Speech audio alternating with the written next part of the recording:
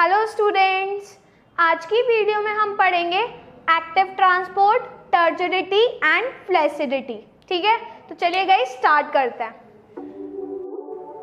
चलिए गाइस सबसे पहले देखते हैं कि एक्टिव ट्रांसपोर्ट क्या होता है। ठीक है, active transport is the passage of a substance from its lower to higher concentration using energy from the cell through living cell membrane। Guys, active transport में भी सब्सटेंस का मूवमेंट होता है, बट यहाँ पे जो सब्सटेंस है वो मूव करते हैं from lower concentration to higher concentration. इसका मतलब जहाँ पे सब्सटेंस कम है वो कम से ज़्यादा की तरफ मूव करते हैं। अब गाइस सोचिए कि अगर कोई सब्सटेंस कम से ज़्यादा की तरफ मूव कर रहा है तो वो अपने आप तो मूव करेगा नहीं, है ना। हमें कुछ ना कुछ एनर्जी प्रोवाइड करनी पड़ेगी तभी वो मूव करेगा।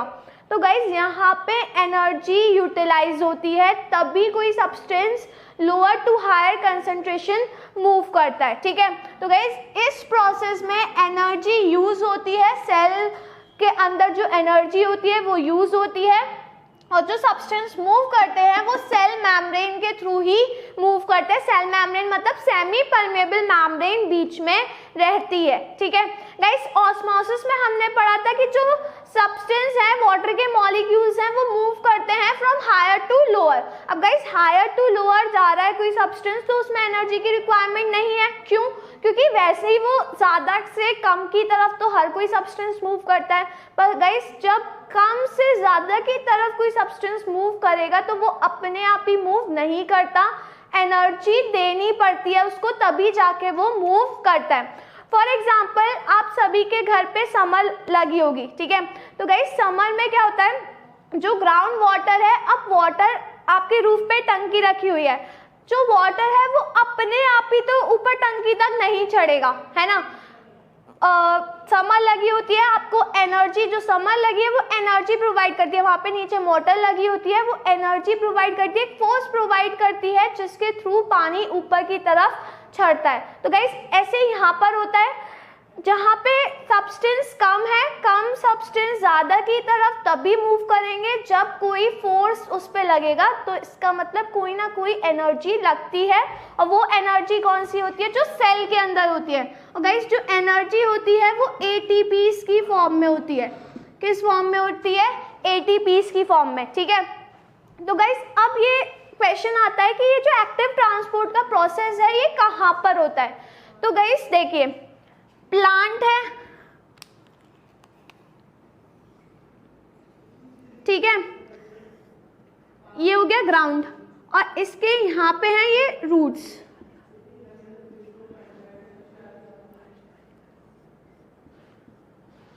ठीक है गाइस, और ये हो गई लीफ। तो गाइस ये है सॉइल।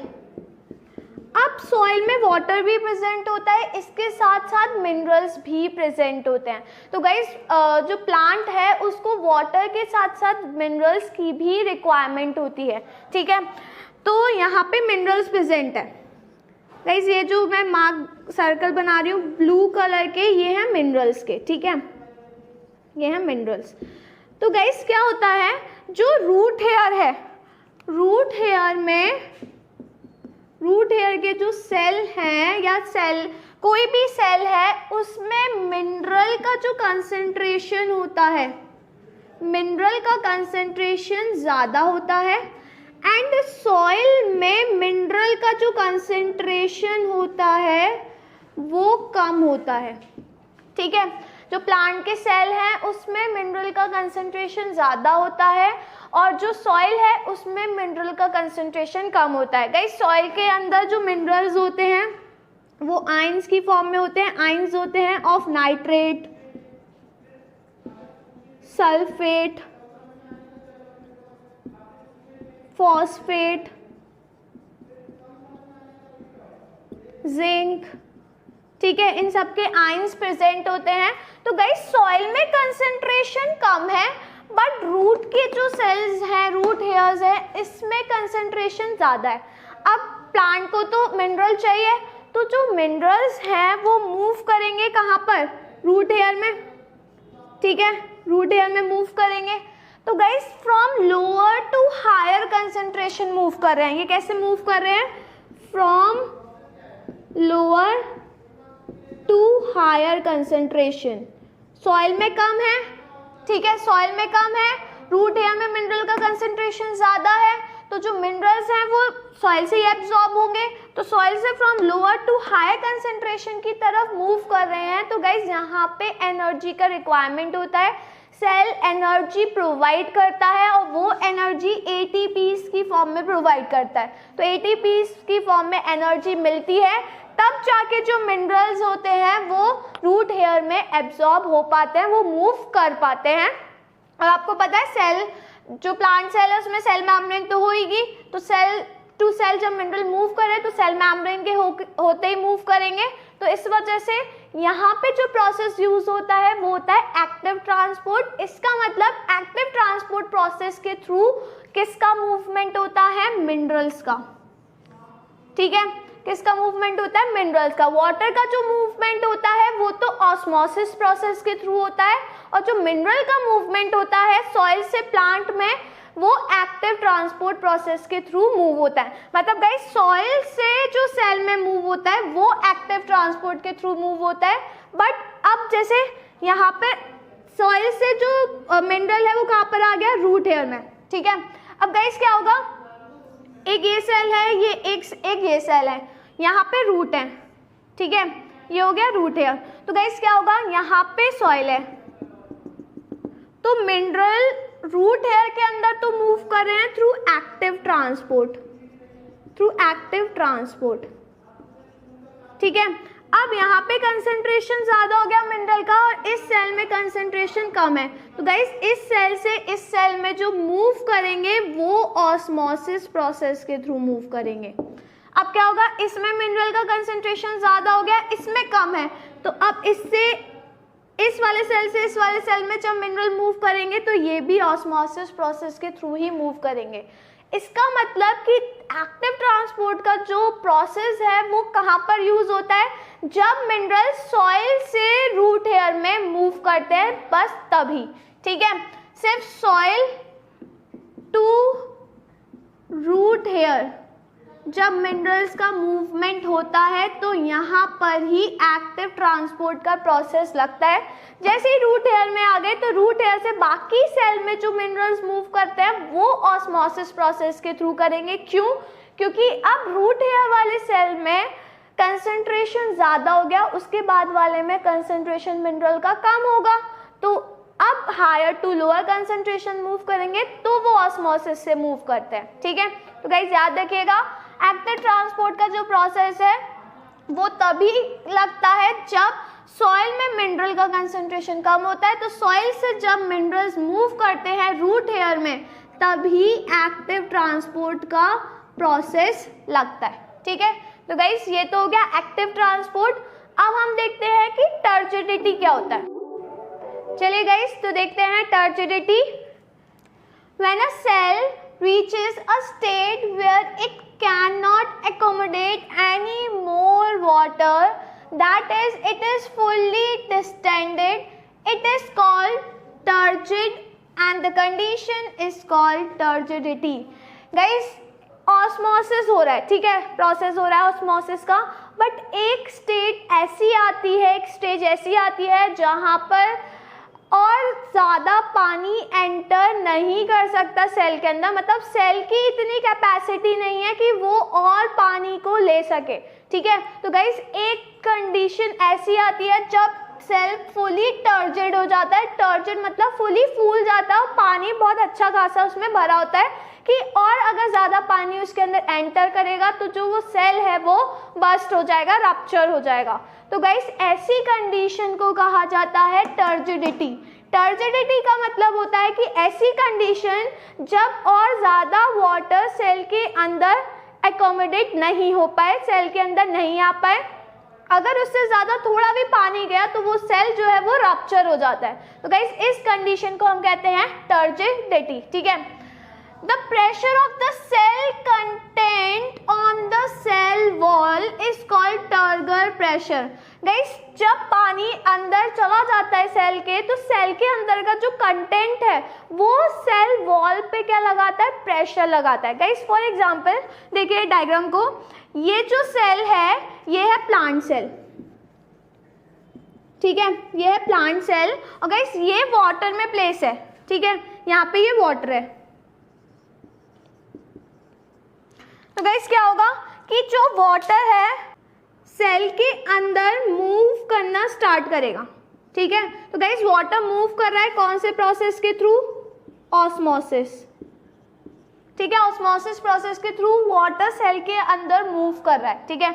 अब गाइस वाटर जाता जा रहा है, बट एक स्टेज ऐसी आएगी जब ज़्यादा वाटर सेल एकोमोडेट नहीं कर पाएगा, तो जो सेल का कंटेंट है वो सेल वॉल पर प्रेशर लगाएगा. गाइस ये जो सेल का कंटेंट है ये सेल वॉल पे प्रेशर लगाता है, तो इस प्रेशर को कहते हैं टर्गर प्रेशर, ठीक है. ये आउटर मोस्ट मेम्ब्रेन, ये है सेल वॉल, ठीक है. इसके अंदर वाली मेम्ब्रेन है सेल मेम्ब्रेन. गाइस ये है वैक्यूल, ठीक है.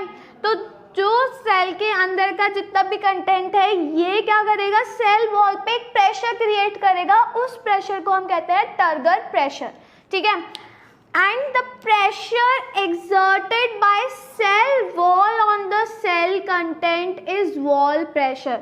और गाइस क्या होगा? इसके अगेंस्ट जो सेल वॉल है वो भी प्रेशर लगाएगी किस पे? सेल कंटेंट पर. गाइस ये जो सेल वॉल है ये भी प्रेशर लगाएगी किस पे?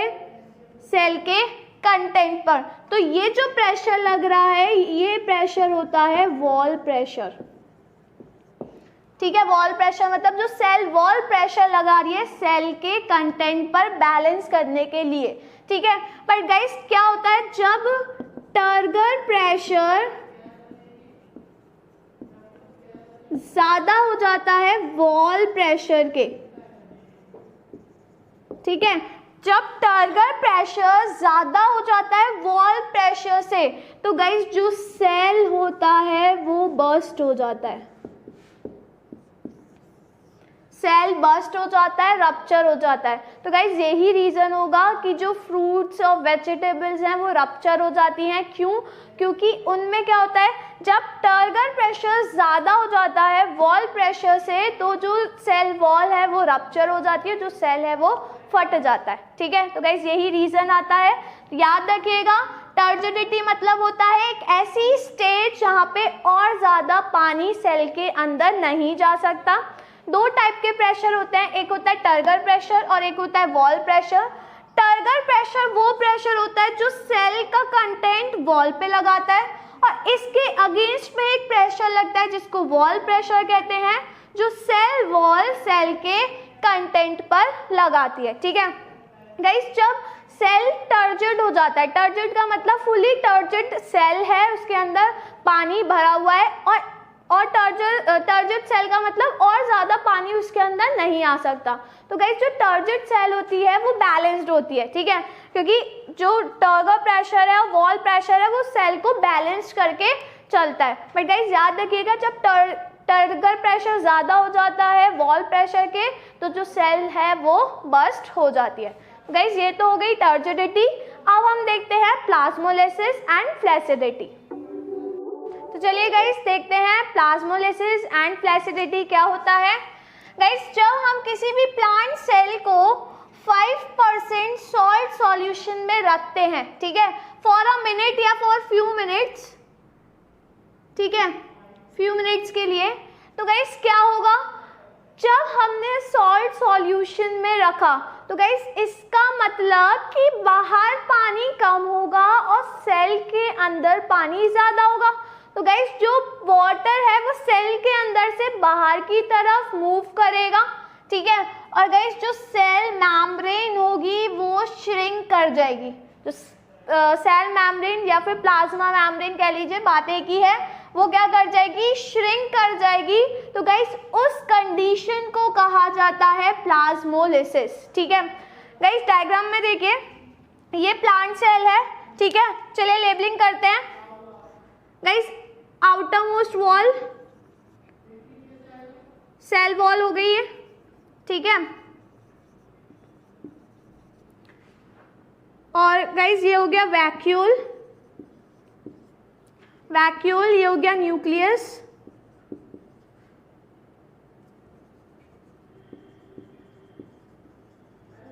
गाइस इस सेल को हमने रख दिया सॉल्ट सॉल्यूशन या फिर शुगर सॉल्यूशन भी ले सकते हैं, ठीक है।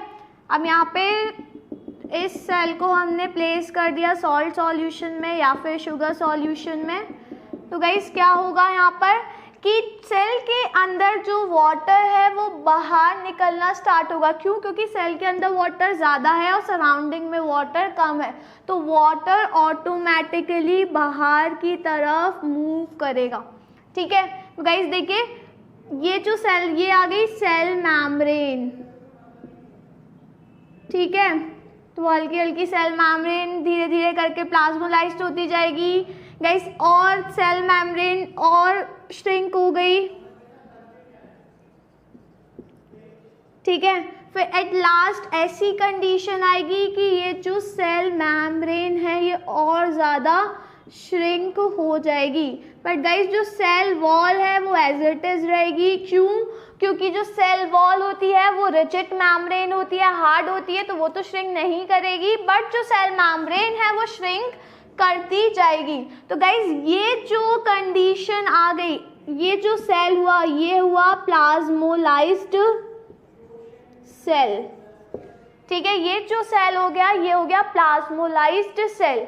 अब गाइज यहाँ पे जो सॉल्यूशन होगा, बाहर जो सॉल्यूशन होगा, अंदर हो जाएगा सॉल्यूशन हाइपोटोनिक, और गाइज बाहर की तरफ सॉल्यूशन होगा हाइपरटोनिक। गाइज एग्जाम में ये डायग्राम पूछा जाता है, यहाँ पर एक लेबल दी जाती है, यहाँ पर एक लेबल होती है कि यहाँ पे क्या प्रेजेंट होगा।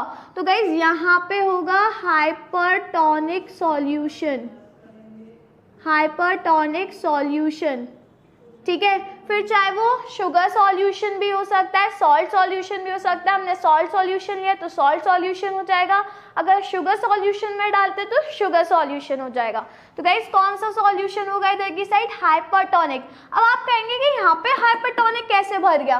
तो गाइस बाहर भी तो हाइपरटोनिक सॉल्यूशन में हमने डाला, ठीक है, इसके बाद हाइपरटोनिक सॉल्यूशन है। बट गाइस जो सेल वॉल होती है वो फ्रीली परमेएबल होती है, सबको अंदर आने देती है। तो गाइस जो हाइपरटोनिक सॉल्यूशन बाहर है वो इसके अंदर भी तो भर जाएगा यहाँ पर, ठीक है, क्योंकि सेल मेम्ब्रेन के थ्रू वो अंदर आ जाएगा। गाइस सेल मेम्ब्रेन के थ्रू जो सॉल्यूशन है वो अंदर की साइड आ गया, तो यहाँ पे कौन सा सॉल्यूशन बन गया? हाइपरटोनिक सॉल्यूशन, ठीक है। तो गाइस जो सेल मेम्ब्रेन या प्लाज्मा मेम्ब्रेन है वो श्रिंक कर जाएगी, तो इस कंडीशन को हम कहते हैं प्लाज्मोलिसिस। तो गाइस इस स्टेज पे जो सेल होगा वो फ्लैसिड होगा, फ्लैसिड मतलब श्रिंक कर जाएगा, ठीक है। द रिकवरी और the reversal of plasmolysis is deplasmolysis. Guys अब मान के चलिए ये जो सेल है ये प्लाज्मोलाइज्ड हो गया, अब हमने इस सेल को हाइपोटोनिक सॉल्यूशन में डाल दिया। हाइपोटोनिक मतलब उसमें वाटर ज़्यादा है और यहाँ पे वाटर कम है, तो गाइस फिर से सेल फूलना स्टार्ट कर जाएगा, स्वेल अप होना स्टार्ट कर जाएगा और फिर से सेल की रिकवरी हो जाएगी। तो गाइस रिकवरी हो जाए सेल की, उस कंडीशन को हम कहते हैं डीप्लाज्मोलिसिस, ठीक है। एक कंडीशन आई कि जब हमने हाइपरटोनिक सॉल्यूशन में सेल को डाला तो सेल मेम्ब्रेन श्रिंक कर गई और वो सेल कैसा बन गया? प्लाज्मोलाइज्ड। अब गाइस जब हम इसी प्लाज्मोलाइज्ड सेल को हाइपोटोनिक सॉल्यूशन में डालेंगे तो जो ये प्लाज्मोलाइज्ड सेल है ये फिर से रिकवर हो जाएगा। तो गाइस इसकी रिकवरी के प्रोसेस को हम कहते हैं डीप्लाज्मोलिसिस। डीप्लाज्मोलिसिस का मतलब है रिवर्सल ऑफ प्लाज्मोलिसिस, प्लाज्मोलिसिस का रिवर्सल हो जाना, तो वो कहलाता है डीप्लाज्मोलिसिस। तो गाइस ये हो गई प्लाज्मोलिसिस एंड फ्लैसिडिटी। अब हम देखते हैं uses of turgidity. Guys turgidity का फर्स्ट यूज है provide rigidity to soft tissue. Guys turgidity plant के जो सॉफ्ट टिश्यू होते हैं उनको रिजिडिटी प्रोवाइड करता है। सॉफ्ट टिश्यू जैसे कि लीफ में जो होते हैं, ठीक है, तो टर्जिडिटी जो होती है वो रिजिडिटी प्रोवाइड करता है सॉफ्ट टिश्यू को। आपने समटाइम नोटिस भी करा होगा हॉट आफ्टरनून में जो लीफ होती हैं वो विल्ट हो जाती हैं। विल्ट, गाइस विल्ट का मतलब सूख जाती हैं, मुड़ जाती हैं, ठीक है। ऐसा क्यों होता है? क्योंकि गाइस हॉट आफ्टरनून में ट्रांसपिरेशन ज़्यादा होता है, वाटर का जो एब्जॉर्प्शन होता है वो कम होता है, तो गाइस कंटिन्यूसली वाटर लॉस होता रहता है वाटर वेपर्स की फॉर्म में, ट्रांसपिरेशन होता है ज़्यादा। तो गाइस उस टाइम पे क्या होता है कि जो लीफ होती है वो विल्ट हो जाती है, सूख जाती है, मुरझा जाती हैं। बट गाइस इवनिंग में क्या होता है, यही जो लीफ होती है वो रिस्टोर हो जाती है, फिर से सही हो जाती है। क्यों? क्योंकि इवनिंग में जो ट्रांसपिरेशन है वो कम हो जाता है और जो वाटर का एब्जॉर्प्शन होता है वो ज़्यादा हो जाता है और सेल में ज़्यादा पानी रिस्टोर होता है, तो सेल टर्जिड हो जाती है, तो फिर से जो लीफ है वो रिस्टोर हो जाती है। तो गाइज यही रीज़न है टर्जिडिटी का कि जो टर्जिडिटी है वो रिजिडिटी प्रोवाइड करती है सॉफ्ट टिश्यू को। सेकेंड यूज है turgor pressure help to push through the hard ground. Guys जो टर्गर प्रेशर है वो हार्ड ग्राउंड में से सीडलिंग को पुश करने में हेल्प करता है, मशरूम को, ठीक है। सीडलिंग होती है जो ग्राउंड में होती है, ठीक है, मशरूम भी ग्राउंड अंडरग्राउंड होता है। तो गाइस टर्गर प्रेशर लगता है तो जो सीडलिंग है और मशरूम है ग्राउंड को पुश करता करता बाहर की तरफ ग्रो होने लगता है, तो उसमें कौन हेल्प कर रहा है? टर्गर प्रेशर, ठीक है। गाइस थर्ड यूज है turgor in root cell build up root pressure. Guys root cell में जो टर्जिडिटी है वो रूट प्रेशर को क्रिएट करने में हेल्प करती है ताकि ज़्यादा से ज़्यादा जो वाटर है वो एब्जॉर्ब हो सके और आगे की तरफ मूव कर सके। देन गाइस फोर्थ यूज है opening and closing of stomata. Guys जो टर्जिडिटी है वो स्टोमेटा की ओपनिंग और क्लोजिंग में हेल्प करती है। अगर स्टोमेटा के आसपास के जो सेल हैं वो फुली टर्जिड हो गए तो जो स्टोमेटा की ओपनिंग है वो खुल जाएगी और जो वाटर है वो लॉस हो जाएगा। और गाइस अगर वाटर ज़्यादा नहीं होता तो स्टोमेटा बंद हो जाता है ताकि वाटर का लॉस नहीं हो पाए, तो ओपनिंग एंड क्लोजिंग में हेल्प करती है स्टोमेटा की। और गाइस लास्ट यूज है टर्गर मूवमेंट। टर्गर मूवमेंट का सबसे बेस्ट एग्जाम्पल है मिमोसा प्यूडिका, ठीक है। मिमोसा प्यूडिका होता है गाइस छुई मुई वाला प्लांट। अगर आप उस प्लांट की लीफ को टच करते हैं तो जो लीफ है वो रोल हो जाती है और मुड़ जाती है, और अगर आप ज़्यादा तेज़ी से उसको टच करते हैं तो उसके आसपास की लीफ पे भी सेंसेशन होता है और वो लीफ भी मुड़ जाती है, ठीक है। कुछ टाइम तक वो ऐसी रहती है और गाइस कुछ टाइम बाद जो लीफ है वो फिर से रिस्टोर कर लेती है अपनी शेप। क्यों? क्योंकि उसमें जो वाटर प्रेजेंट है वो फिर से सेल के अंदर आ जाता है, टर्गर प्रेशर लग जाता है और जो सेल है वो फिर से रिस्टोर हो जाते हैं। तो गाइस बेस्ट एग्जांपल है टर्गर मूवमेंट का मिमोसा प्यूडिका। तो गाइस ये सारे यूजेस हो गए टर्जिडिटी के। अब मैं आपसे मिलती हूँ नेक्स्ट वीडियो में एक नए टॉपिक के साथ, तो तब तक के लिए गुड बाय।